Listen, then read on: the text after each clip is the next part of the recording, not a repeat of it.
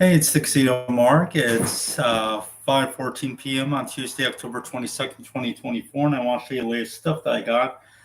But first, before I show you the latest stuff that I got, I'm going to show you the stuff that I forgot to show you in the last video. Because these packages arrived a while ago, and I just forgot to show them off in the last video. So I got like two of them. But this one I want to open now because I ordered two paperback books, and these are old. Um, but the stories that I want to read in them aren't available digitally. Hey, Donald, thanks for joining me. So I had to get these in paperback form because I'm currently reading The Mists of Avalon. Um, it's part of the Avalon series by Marion Zimmer Bradley and Diana L. Paxton. And I'm at the point in Mists where there's a time skip. And this short story that was published in this anthology collection like decades ago is supposed to take place like in between there, in that period, like between the time skip. So yeah, this is Out of Avalon. It's a collection edited by Jennifer Robertson. So this book is available in paperback only. It came out first printing in May 2001. So this is the second of the two. But this story occurs like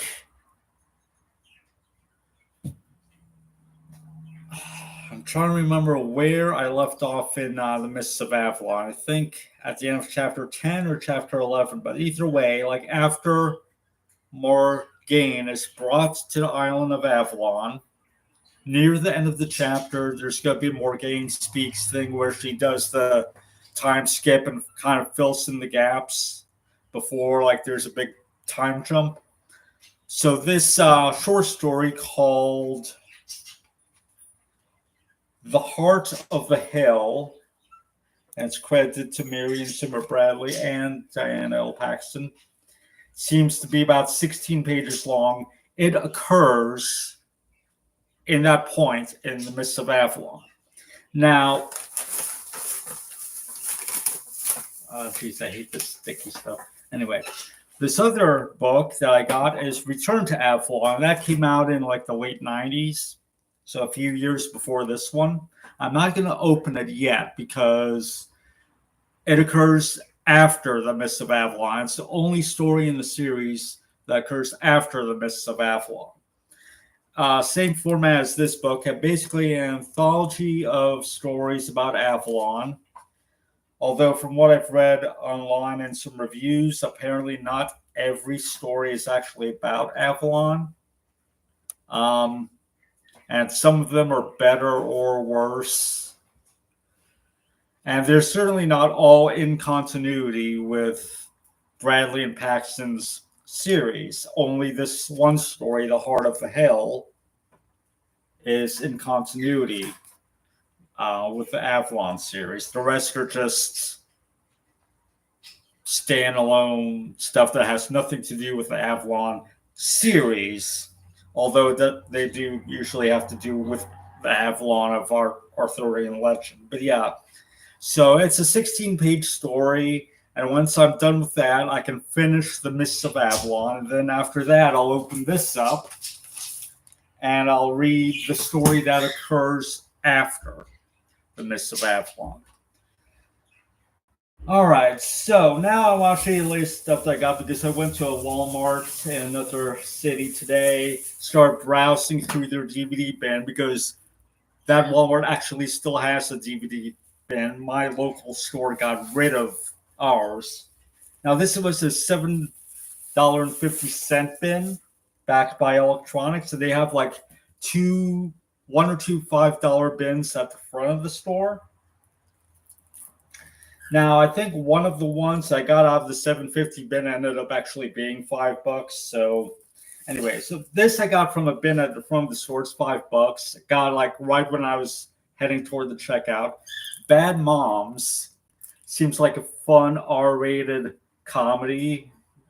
Sexual material, full frontal nudity, language throughout, and drug and alcohol content. It seems really fun. Christina Applegate is in it. I didn't really watch Married with Children growing up. I saw a few episodes, but I just didn't really get into it. Maybe I should. I don't know. But I saw her on Dead to Me, and that show's hilarious. Um, I've seen the first two seasons. I gotta watch the third season as well. Kristen Bell is in here. I think that's her. That's covered up by the tag.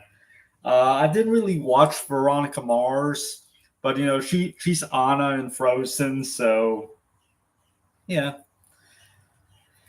Okay, so that's that.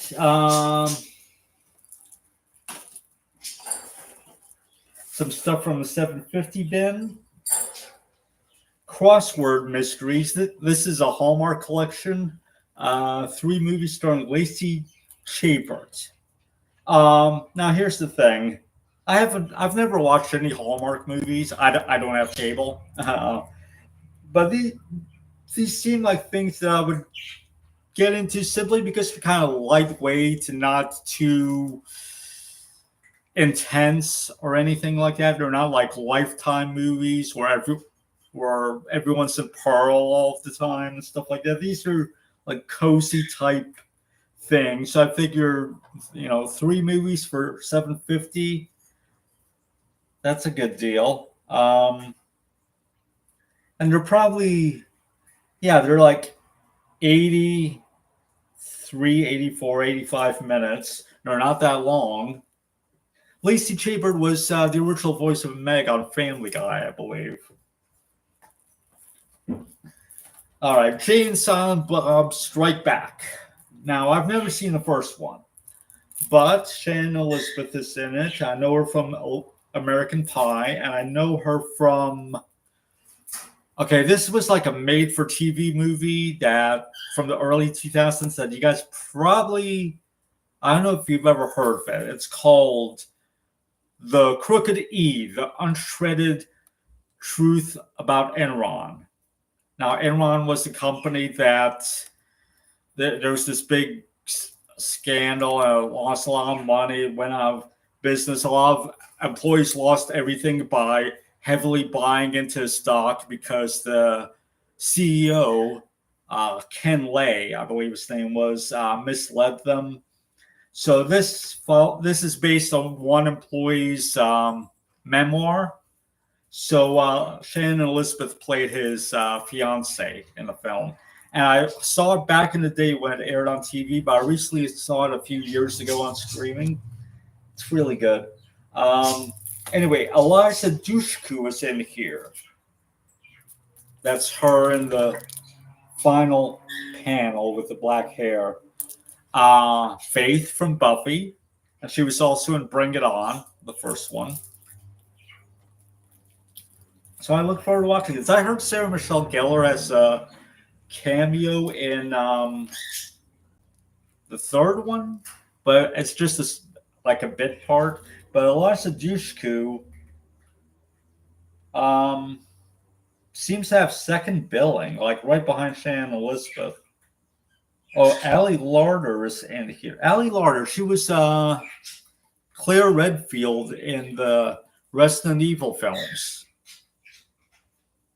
Okay, I know her too. All right. Now more Hallmark movies. This is a complete series of 5 movies. Apparently, it's called Murder She Baked, starring Alison Sweeney, and that name sounds familiar. I don't know what I might have seen her in. I know Cameron Matheson, actually. He played Ryan Lavery on All My Children. And the reason that I know that is my mom watched that show every day. And when he got on Dancing with the Stars, she was excited. We watched the Good Morning America announcement. And yeah, so he was on Dancing with the Stars. Okay, so from what I heard, like any kind of cozy mystery series, the main heroine always has some kind of hobby that kind of comes into play. So I'm guessing, just as a pure guess, she's into crossword puzzles and she bakes. All right. So now, Resident Evil Infinite Darkness. It's about Leon and Claire. Now, I have a few of the older CG Resident Evil films on DVD. This one is apparently a webisode series from 2021, apparently. About 105 minutes total. Now, on Amazon, I think you get like the first episode free, maybe, if that. But I think like if you buy, I think it's available only to buy, not to rent, and it costs a lot more than this. Than I think this was $7.50 as well. One of these from the $7.50 bin was only $5. I forget which at the moment. Anyway, Resident Evil: Welcome to Raccoon City. I've seen all 6 Mila Jovovich films. I never got around to seeing this one. It's a reboot. Don't know any of these people really. Oh, except Neil McDonough. He was in another video game movie. He played M. Bison in Street Fighter: The Legend of Chun-Li. Anyway, so yeah, we got Claire, we got Jill. So I look forward to watching this. I think you could rent it for like $3 something. I figured, for $7.50, just buy it. Now, these other two things I got from a different area, so they're a bit more expensive. I just happened to come across this. It's a Hallmark film, Christmas movie, called Miracle in Bethlehem, Pennsylvania. And the only reason I even got this was because it stars Laura Vandervoort, Kara from Smallville. So, yeah, it's about a single woman with a newly adopted baby gets stuck in Bethlehem, Pennsylvania. With no room at the inn, she's forced to stay with a stranger who turns out to be the miracle she needed. Aww. But yeah, I've gotten the first 2 seasons of Bitten on DVD. I started watching it on streaming and then went off streaming from wherever I was watching it. So I found the first 2 seasons of Bitten at Big Lots. Can't find the third one. I might have to order that one.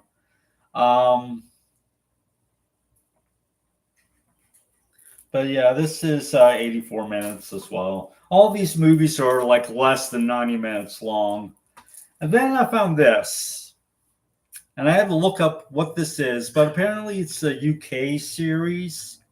Sanctuary, A Witch's Tale, Season 1. And it's kind of a murder mystery in a modern day world that's kind of like ours, except magic is a known thing.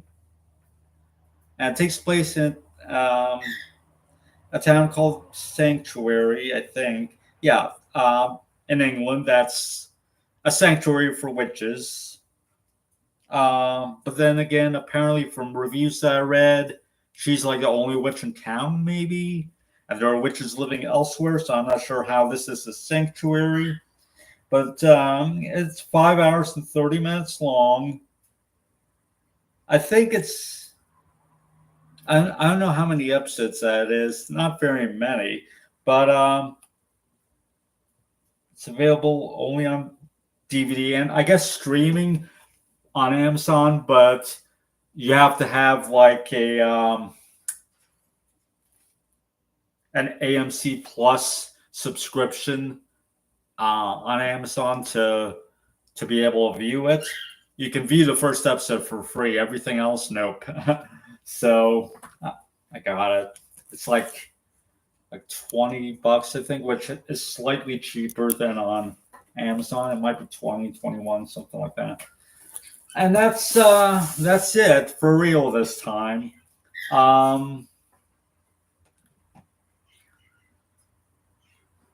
There's not much else to say.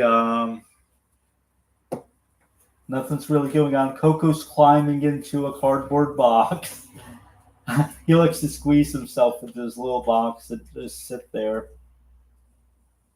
I wish I could turn the webcam around to show you it. But yeah, just chilling, reading books, watching stuff, hanging out with my pets. Anyway, I've got an idea to do some reaction videos for this channel. Now, I've kind of experimented with reacting already to various things, but I'm kind of wary of reacting to anything commercial because I don't want like the videos to be taken down or blocked or anything like that. And from what I've seen from other reactors, sometimes it's a pain to edit videos and then re-edit them and get it just right to get it unblocked. So I don't want to deal with that. What I want to do is like react to other YouTubers, but like to some of their videos. But I'm going to try to contact them and ask them for permission to do that. Because that's the polite thing to do. But if any of them say yes, then I'll look for some reaction videos from me coming up. And that's it. It's 5:31 p.m. and thanks for watching.